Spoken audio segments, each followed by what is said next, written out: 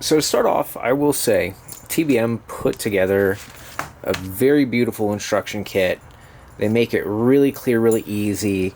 Nice, thick, durable paper, really good inventory sheets, everything like that. So it's really going to make this step by step very much easier. The packaging on this whole kit was amazing, and I'm going to show you the different components.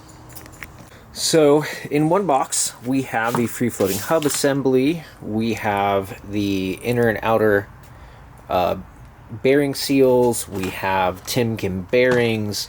We've got the wheel studs themselves. And these are incredibly machined. They do their own zinc coating. They've got this beautiful O-ring sealed cap for the outer bearing and instructions for every step, right? So brace is already installed and ready to go ahead and start the pre-assembly for the brake rotors and all that good stuff. So the next we have all of the hardware very well bagged and an awesome inventory sheet. So we have cross references to everything that comes on here for the hardware, for the bearings, all of that stuff, so you can make sure everything's accounted for before you get started. Then next we have these zinc coated rotor hats and caliper brackets. Now this kit is for GM muscle cars, so this covers a lot of applications from that, but it's designed to work with either disc brake spindles or even drum brake spindles. They have adapters and spacers and stuff like that in the whole kit for everything. Then we get to the rotors themselves. They're 12.19-inch rotors. When I was speaking with Levi over at Motion Racing or TBM, I'm sure it's probably both, he said these will be more than enough to scrub off high-speed runs and have repetitive abuse. They come with cleaning instructions. They come with all kinds of great info for these. So assembling this and using these should be a no-brainer for most people. Then here's the thing that pretty much everybody wants to see is the calipers. These calipers are beautiful. Here we go. We've got a 4-piston caliper, internal crossover design. Bleeder goes to the top, and then we have the actual brake fitting here. Very good tolerances on these components. It's actually wonderful to see something so well manufactured. And we've got the logo. We have Benito El Perito standing by to make sure we're protected and nobody comes and tries to steal these from my garage. Good job, buddy. Okay, so the instructions are super clear. Like, they give you very big, detailed instructions on how to do this step by step. And so if you get this wrong, Lord help you. Literally, the first set, remove existing brake components to make sure spindle is free and clear. Awesome. Next step, apply red Loctite to the 1/2 by 20 thread wheel studs and fasten them to the hub. Torque to 60 foot-pounds. Very straightforward, right? Like, this should be a no-brainer for almost anybody. So that's what we're going to do. I'm going to kind of take a look and see, hey, this looks like it's about a good 1/2 inch. So I'm going to apply the threads about halfway, or apply the Loctite halfway down, and then run them in rather than doing the whole threads, right? So good thread, good fit, machined well, nice and tight. Doesn't seem to have any slop on there. Very hard to cross thread, and then I'm just going to grab the gear wrench and run it in the rest of the way for a little bit of simplicity.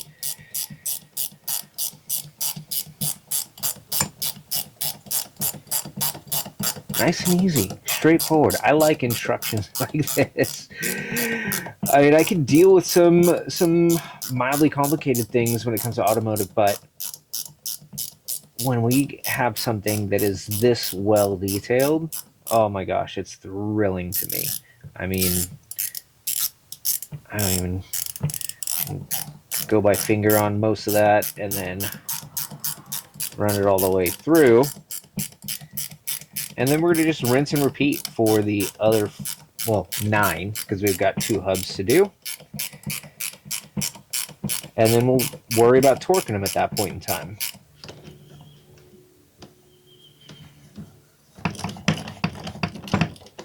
Okay, figured out how I am getting this torqued. Basically, cloth covered long screwdriver, torque wrench set to 60 foot-pounds, and a little bit of elbow grease. So, it took me a few minutes to figure that out, but what's important is that it's torqued.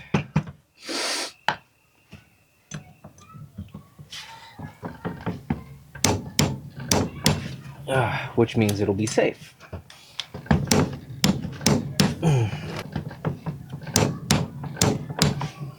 It also does not make it easier that I'm short. So getting on top of it and getting the leverage I want is a little bit of a chore.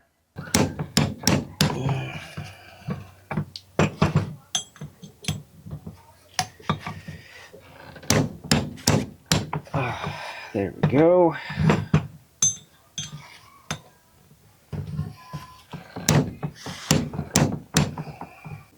Yeah, so to get a better look at this, these have a raised boss on one side. This side is the side that's going face down as I slide this over and mounts that way. Then these bolts, after I put Loctite on them, will be run down from the top to the bottom at 70 foot-pounds. So I'm going to Loctite these, get these threaded in, and get to the next step.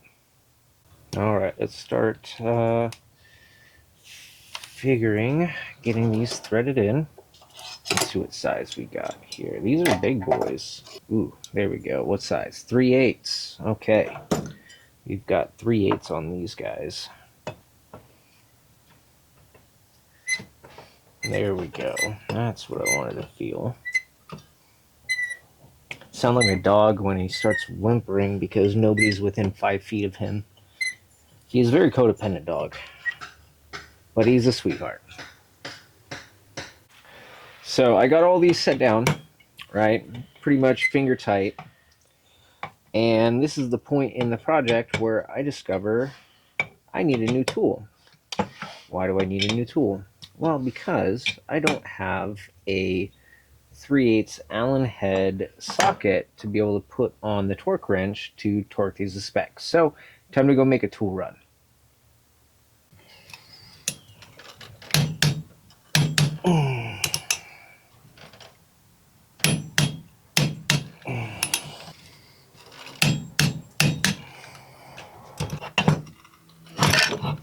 I don't want to smack my knuckles on that.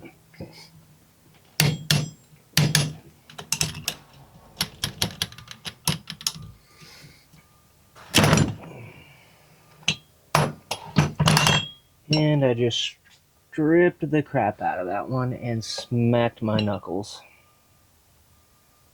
Awesome.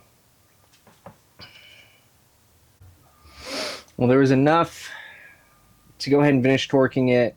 I didn't need to replace it, but, you know, got a good knuckle buster. I guess that's shouldn't be surprising. So, Hubs 1, Mitch nothing right now. Well, actually, Mitch 2. I'm doing good. I'm getting it done.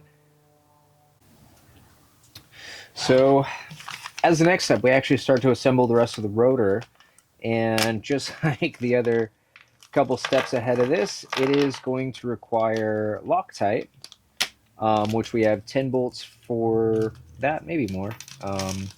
2, 3, 4. So we have 8, 16 bolts of Loctite, and then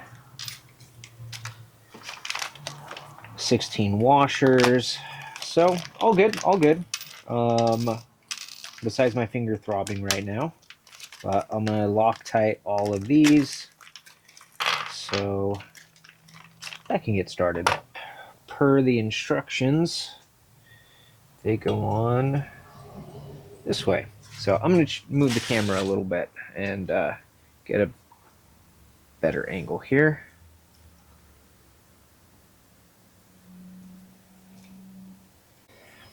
All right, so got to thread in 8 of these on each rotor, and then they get torqued to 18 foot-pounds.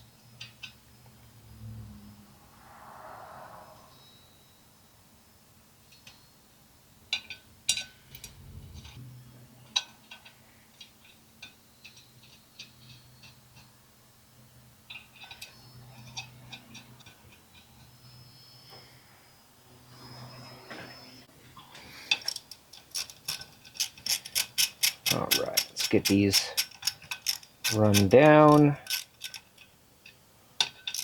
So there is a left and a right rotor on these.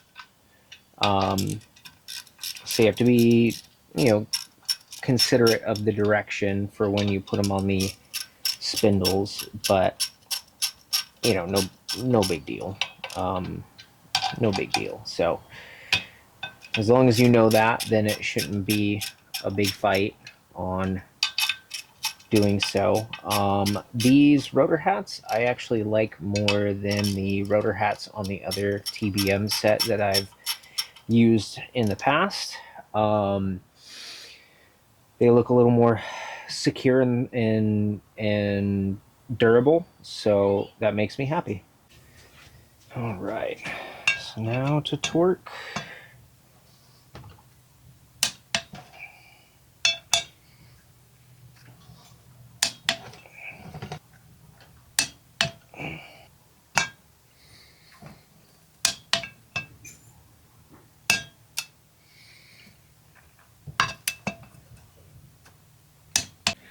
Now, one of the things we have next is getting these wheel bearings packed, which usually, if you have to do it by hand, packing bearings can be a pain in the butt.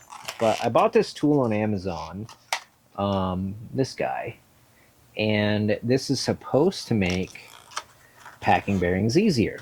So I'm hoping so, because doing it by hand is just it's a process. It's slow. It's whatever. But what you would do in this case is put your bearing in, run your threads right here in,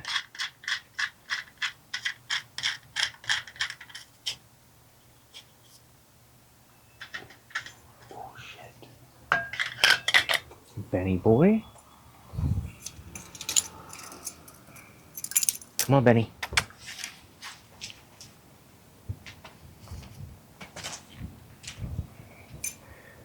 You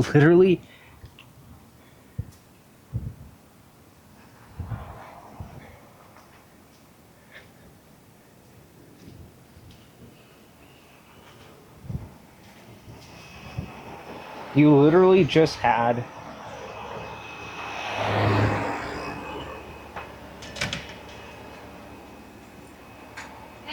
my love. Benny is the worst watchdog ever. What did you do? A skunk literally just wandered into the garage, past him and past me into the back of the garage. Is it in there still? It is in there still. No! Yes. Benny! It wandered right past me. In broad daylight? Broad daylight. What? I grabbed him because I'm like, I'm not dealing with a dog that gets sprayed. Wait. I'm not kidding. There is a skunk. There is a skunk in the garage. No, it just cruised it all It over the it driveway. cruised all the way to the back of the back of the Still in garage. there? Oh yeah, 100% he's still in there. So currently, right now, I am outside of the garage, actually prepping the bearing packer because of the fact that a skunk literally walked right by our dog and then by my feet, and I happen to be lucky to see it. And now it's in there. So I'm sitting kind of by a laundry room with the grease gun and just gonna pack the bearings, and I'm gonna kind of skip on this instructional point. But yeah, that's really inconvenient. Picking up right where we left off yesterday. I hope I fixed the zoom issue. Is there still a skunk in the garage? There's a high probability that there is, but I'm not going to worry about that right now. So we have now the brackets for the calipers. So if you, right now, there's a spacer behind here that's actually going to be put in because this was originally a drum brake caliper, or drum brake spindle. So they send these nifty little spacers that will go in behind, one on each side, with the new bolts. Now I have a different steering arm behind than the factory one, and that's because I have Church Boys Racing A-arms and coilovers, and I'm supposed to have a rack coming in. I already have most of the rack kit, but I decided to change out for a power unit. So we have the spacer, we have the bolt, and I'm just going to start it because on the lower one,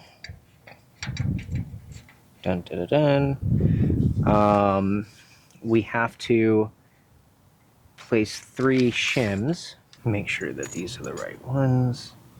That looks about right. So we have these 3 shims that will actually go behind here to take up space to make sure we have a flat surface. We have the correct bolt to run all the way through to the back side. And then there should be a washer and nylock nut for these. So we got washer and nylock nut. These will go on the back side to secure the arm, and then we have to torque that to 60 foot-pounds for top and bottom, and I'm hoping these are okay. Cool. We got a 3/8 there and smaller there, so we'll have to go grab the correct size here in a minute, but we can do the first one set to 60 foot-pounds, and hopefully no more busted knuckles today.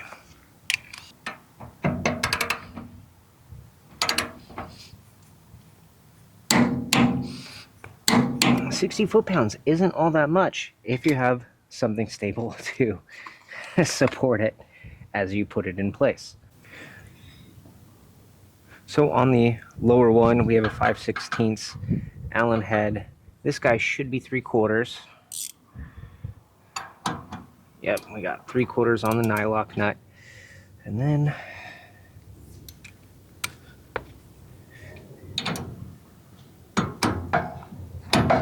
we just gotta run this guy in. I'm just gonna let that use the control arm for boom. That's on. Another step in the right direction. Now we can pull all this off and get ready to put the first rotor on with castle nut and everything else. So we have directional rotors, so we got to be mindful on which side we are putting on which side. So the thing I'm trying to do right now is I added a spacer here is to measure the distance between the caliper mounting on the top and the bottom. So right now I am at 630 thousandths for the top and the bottom I'm at 555. So this has more space than this does. So I'm gonna add just another shim to this top bolt to make sure we're good. The bearing is not supposed to sit all the way on this race right here. The bearing is correct for this piece, and this is where the seal sits against it. So we just have to space off this just a little bit more with the shims that they included so we can get the caliper on where it needs to be. So that's what we're going to do right now and get that situated. They have different thicknesses on these spacers so that you can really try to fine tune where the caliper position is going to be, which is great. Really like that myself. So it's going to be a little bit of just test fitting and working out these details, and that's all good. That's part of the process. So I'm going to work this out and then cue in with you guys once I get this figured out and let you guys know what spacers I used and why that happened. Okay, so I've gone through and made the adjustments. So I added 3 30 thousandths shims to the top, and they actually include an extra long bolt in case the factory length becomes a little short. So they thought that out really well. Sorry for the buzzing in the background. My wife is doing her own DIY project right now. And we have on the top bracket, we have 558 thousandths for the mounting surface to rotor, and then the bottom part of the bracket we're at 564. So we are super close and spot on, and we can look at trying to slide the caliper on again to see if it fits now, which it does. Look at that. Look at that. That's, would you look at it? Would you just look at it? So I'm going to feed these on, get them a little snug, and then we can kind of run through the same process on the calipers to make sure the caliper sits nice and center on the rotor. That way we have even braking, which even braking is obviously a great thing. And then after I verify that mock-up, then I can pull this back off, tighten the caliper mounts to torque specs because they're not torqued down, and move on to the other side, which I'm not going to run through this whole process on the other side with the video. You'll just see this side. All right, so now that we have it on, I'm just going to take the good old trusted calipers and look to see the distance between the caliper and the rotor. Here we've got about 490, and then on this one we've got 550. So we're talking 60 thousandths off. Let me make sure I'm accurate on this. It's a little tough to measure it from that way. Let me try this one. There and there. So actually we're 510 and 550, so we're 40 thousandths off. This side needs a little bit more space. So to wrap this up, obviously I don't have the caliper on here right now, but what I ended up doing is I got the caliper centered on this guy by just making another spacer adjustment because the caliper was a little bit back, so I spaced the spacer about 20 thousandths more forward, and then the caliper, when I measured it, was centered on there. It doesn't take a whole lot of work. It's just a lot of repeated putting on and putting off the hub assembly, so that way you can make sure everything's centered and even side to side. But really, an easy thing to get through.